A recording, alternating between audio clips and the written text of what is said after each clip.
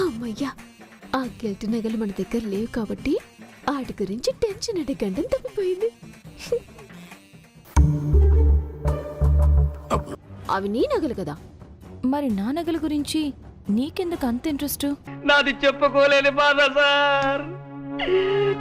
ఆ నగలికి నీకు ఎలాంటి సంబంధం లేదు. మరి అంత శ్రద్ధగా ఎందుకు అడుగుతున్నావు? మీరేం బాధపడలేదు కదా? ఇందులో బాధపడడానికి ఏముందండి, ఇట్స్ ఓకే. అమ్మయ్యా, ఆయన నన్ను అపార్థం చేసుకోలేదు. నువ్విలా ఉండకు, నాతో మాట్లాడు.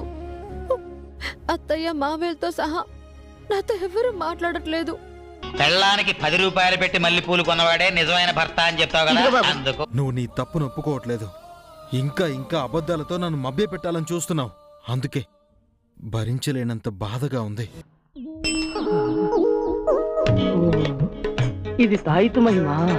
నట్టింట్లో నిప్పెట్టే కార్యక్రమానికి రెబ్బన్ కటింగ్ చేసే. వద్దు, అంత పని చేయొద్దు. నీ మాటలు నాకు అర్థం కావట్లేదు.